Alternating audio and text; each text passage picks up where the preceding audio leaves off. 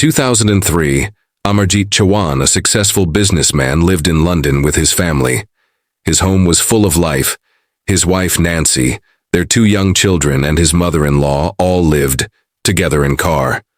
Verma NY's younger brother was eagerly waiting to celebrate the birth of his nephew, Rendra, but one day Nkar tried to reach Nancy, and when he couldn't get in touch with her, he began to feel uneasy. His worry deepened when he arrived at his sister's house to find that not only was Nancy missing, but so was the rest of her family. It seemed like they had vanished without a trace a few years before this strange incident.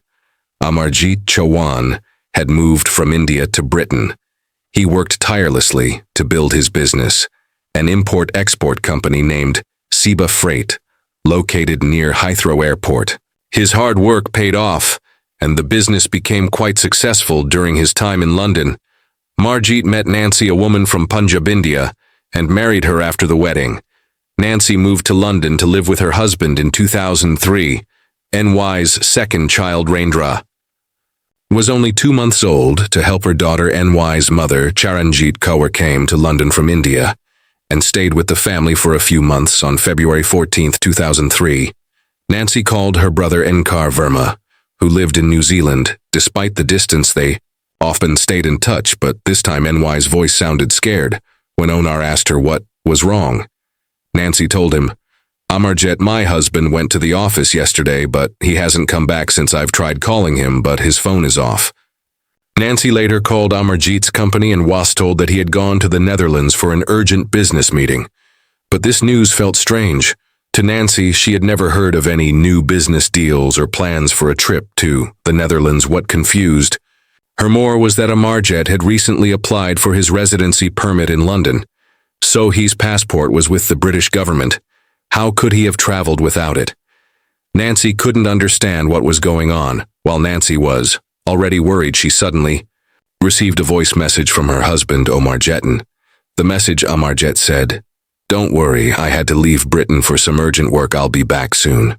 But when Nancy heard the message, her concern grew. It was the first time Amarjit had ever sent her a voice message in English. He always spoke to her in Punjabi.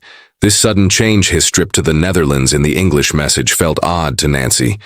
She shared everything with her brother Nkar Verma. The next day, on February 15th, Nkar called Nancy again to check if Amarjit had come back, but this time NY's phone was switched off. He tried calling multiple times but got no answer. Nkar, now extremely worried, reached out to his friends in London, telling them that even Nancy wasn't answering her phone. His friends quickly went to Amarjit's company to get more information. When they arrived, they were shocked to learn that Amarjit had sold the company. They were also told that a letter had been sent out announcing the sale, and that the new owner would take over. The letter mentioned that Amarjit and his family were leaving the UK to return to India. Nkar couldn't believe it. His brother-in-law was missing. Nancy wasn't answering. And now he found out the company had been sold, and they were moving back to India. What seemed even stranger was that the letter about the sale was typed on a computer.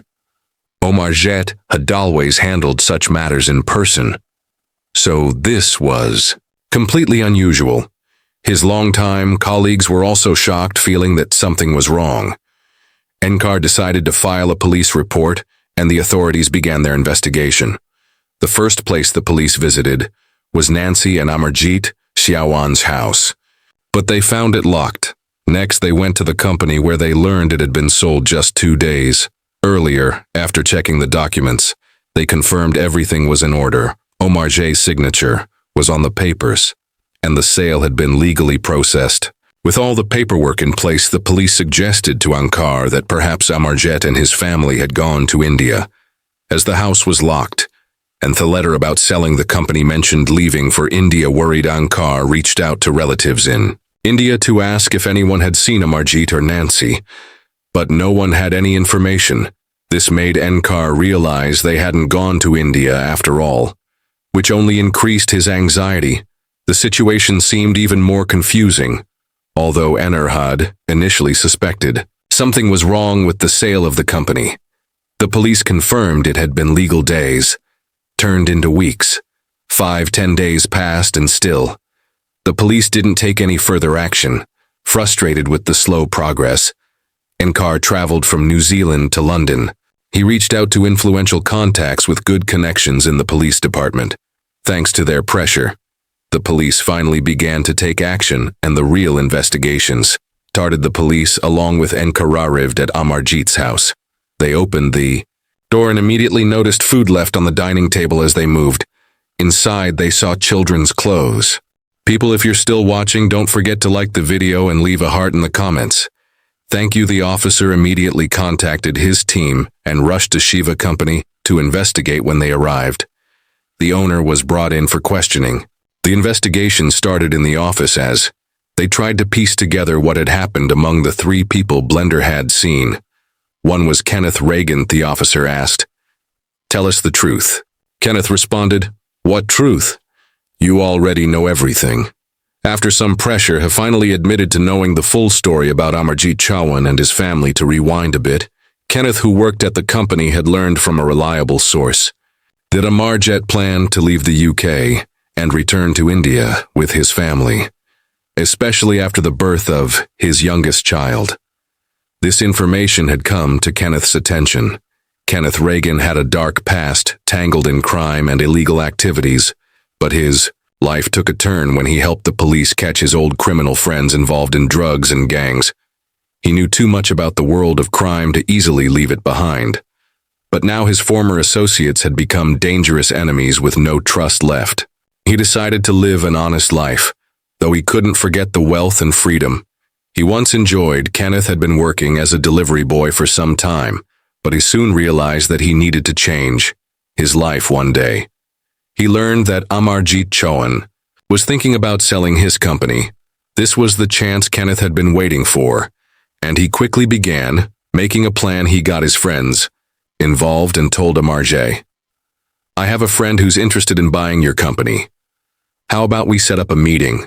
If everything goes well, the deal could be great for both of us." Later, he suggested they meet at his house, but Amarjit insisted on meeting at the office, thinking it would be more professional. Kenneth, however, managed to convince him to come to his place instead. On February 13th, they arrived at Kenneth's house.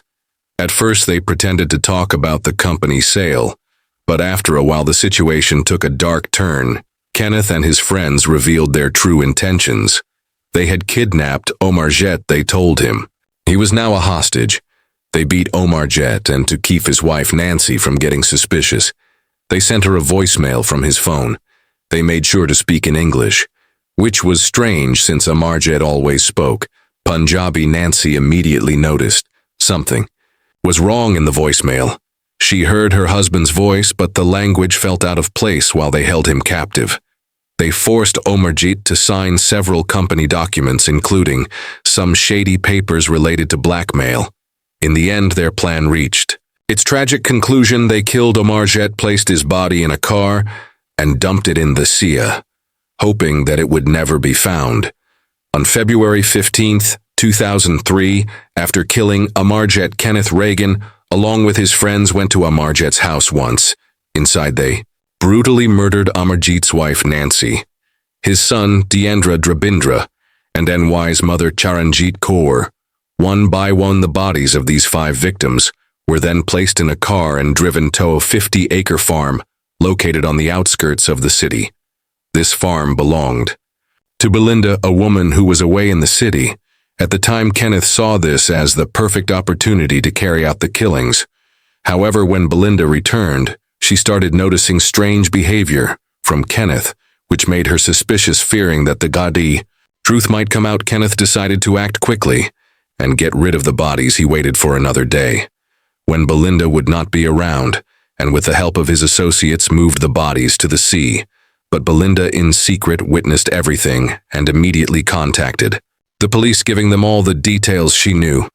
The police then dug up Belinda's farm, where they found a few pieces of jewelry like earrings and bangles, which helped confirm the crime. The investigation eventually uncovered the truth. Kenneth Reagan and his associates were caught, and Blender confirmed what she had seen. The bodies were found, with Amarjit Chouhan's body being recovered. First, however, it took much longer to find the bodies of his wife Nancy and his mother-in-law Charanjit Kaur. In July, NY's Body was discovered by a fisherman, and in November, Charanjit Kaur's body was found in 2004. The case went to court, and in 2005, Kenneth Rian was sentenced to life in prison in the end. No matter how deep the darkness of betrayal, the truth always finds a way to surface. Amarjit Chouhan may have been silenced, but justice will never rest. That's it. For today's case, if you're new, please subscribe and leave a heart comment. Thank you. Scattered around in the washroom. The washing machine was still running with clothes inside the fridge. Held food that seemed to have been there for a while.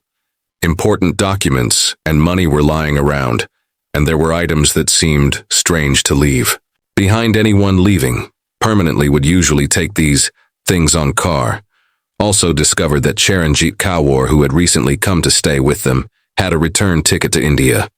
All of this made the police suspicious. If they were really leaving the country, why would they leave behind essential belongings? The most puzzling things were the clothes in the washing machine and the food still on the table.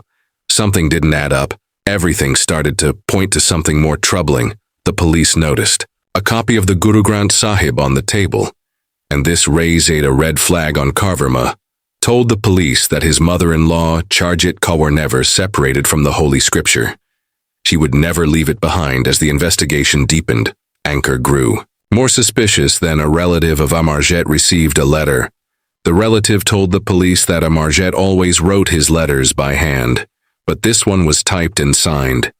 The letter claimed that Amarjit was in France and that the family was planning to return to India soon. It also said they had permanently left England. This only raised more questions. The family had never communicated like this before. Why would Amarjit suddenly send a typed letter on March 21, 2003? The case was taken more seriously and handed over to Scotland Yard's Serious Crime Group. They, along with the CBI, went to India to check if the Chouhan family had arrived there, but after a thorough search, they found no trace of the family. In April, the authorities were still unsure where the Chouhan family had gone. Then 2 fishermen discovered a decomposed body in the sea. They alerted the local police, and Scotland Yard's Serious Crime Unit was brought in to investigate. At first, they couldn't find any connection to the Chouhan case, but after more digging, they realized there was a link. The body was in bad condition and had been in the water for a long time. The police called NR Verma to help identify it. After looking at the body, NCAR confirmed it was his brother-in-law Amarjit Chouhan. This discovery made Scotland Yard even more concerned. The investigation then shifted back to Amarjit's company, Seba. It turned out that Amarjit had sold the company just before he disappeared, and the money from the sale was now missing. NCAR told the police that neither his sister nor his brother-in-law had ever mentioned selling the company. Scotland Yard's team arrived at the company, now owned by Kenneth Reagan. Although the police had already looked into the matter, Scotland Yard decided to continue their investigation. Kenneth admitted that Amarjit had told him he wanted to leave everything behind and return to India, which was why he sold the company. He presented documents confirming the company was now his. As the investigation deepened, Scotland Yard discovered that in July 2002, Kenneth had worked as a delivery boy for the same company. Amarjit owned. This raised questions. How had someone who was once a delivery boy become the owner of the company in just 6 months? Digging further into Kenneth Rian's background, they uncovered shocking details. He was once a notorious drug lord in the UK, involved in money laundering, fake passports, and human trafficking. He had led massive illegal operations, smuggling drugs and counterfeit documents across borders. His criminal activities had been on an enormous scale. In 1998, Kenneth Rian was caught after a police chase during which he injured several officers, facing serious charges and a long prison sentence. He made a deal with the police. He said, "You can arrest me, but I can give you billions of dollars worth of drugs, truckloads of cocaine, and other illegal goods." This deal led to an investigation by senior officers from the National Criminal Investigation Department. Kenneth was interrogated 15 times, during which he confessed to smuggling cocaine worth $100 million and other drugs. He named his associates, and his cooperation led to a reduced sentence from 20 years to just 8. After serving 8 years, he was released and started working as a delivery boy for Seba Company. In 2002, Scotland Yard's team now realized something was very wrong with the case, but there wasn't much they could do at the time. The investigation continued, but progress was slow. Meanwhile, Ankar Verma, still searching for his missing family, grew more worried as the days passed, and their whereabouts remained unknown. One day, a Scotland Yard officer received a call from a woman named Blender. She explained that the day before, when Chevy sighted her farmhouse, she saw 3 people hiding inside. They hid something there and then took it away, which made her nervous. She had stayed hidden, fearing they might harm her if they realized she was back. At first, she didn't want to get involved, but after learning the officer's contact details from a friend, she decided to report what she had seen. This phone call would soon connect all the dots in the case, but wower, these 3